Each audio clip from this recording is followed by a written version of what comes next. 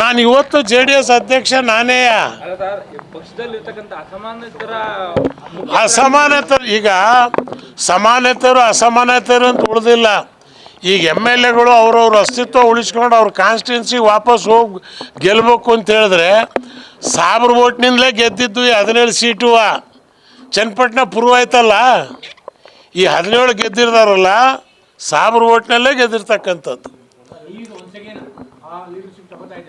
ಹೌದೌದು. ನಾನು I was there as a leader. Today also I am there, tomorrow also there. GD ಜೊತೆ ಮಾತಾಡಿದ್ದೀವಿ. ಅವ್ರದ್ದೇ ಆದಂಥ ಒಂದು ಶಕ್ತಿ ಇದೆ. GT ದೇವೇಗೌಡರಿಗೆ ಅವ್ರದ್ದೇ ಆದಂಥ ಒಂದು ಫಾಲೋಯಿಂಗ್ ಇದೆ.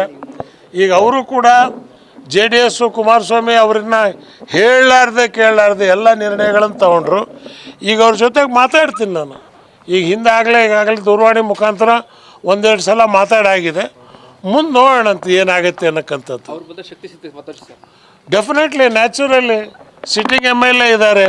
ಬೇರೆ ಶಾಸಕರಿಗೂ ಕೂಡ ಬರ್ತಕ್ಕಂಥದ್ದಕ್ಕೆ ಒಂದು ದಾರಿ ಆಗತ್ತೆ.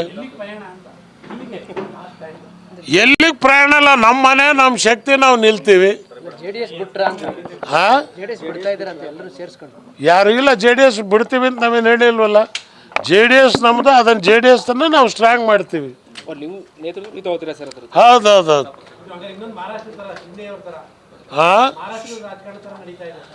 ಮಹಾರಾಷ್ಟ್ರದ ಕರ್ನಾಟಕ ರಾಜ್ಯದಲ್ಲಿ ಇವತ್ತು ಈ ರಾಜ್ಯದ ಹಿತದೃಷ್ಟಿಯಿಂದ ಮೂರನೇ ಶಕ್ತಿ ಅಗತ್ಯ ಅನ್ನಕ್ಕಂಥದ್ದನ್ನು ಜನ ಇವತ್ತು ಎತ್ತಿ ಹೇಳ್ತಾ ಇದ್ದಾರೆ.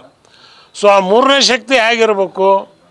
ಕೋಡಿಹಳ್ಳಿ ಚಂದ್ರಶೇಖರ್ ಅವರು, ಕನ್ನಡ ಹಿತರಕ್ಷಣಾ ಸಮಿತಿ ನಾರಾಯಣಗೌಡರು, ಬಹುಜನ ಸಮಾಜದವರು, ಸಾಹಿತ್ಯಗಳು ಅನೇಕರು ಕೂಡ ಇದಕ್ಕೆ ಧ್ವನಿಗೂಡಿಸಿದ್ದಾರೆ ನೀವು ಮಾಡಿ ಅಂತ.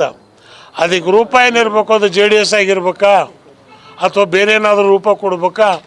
ಅದು ನಾವೇನು ನಮ್ಮ ಜೊತೇಲಿ ಶಾಸಕರು ಸಂಪರ್ಕದಲ್ಲಿದ್ದಾರೋ ಅವ್ರ ಜೊತೇಲಿ ಚರ್ಚೆ ಮಾಡಿ ಒಂದು ತೀರ್ಮಾನಕ್ಕೆ ನಾವು ಬರ್ತೀವಿ.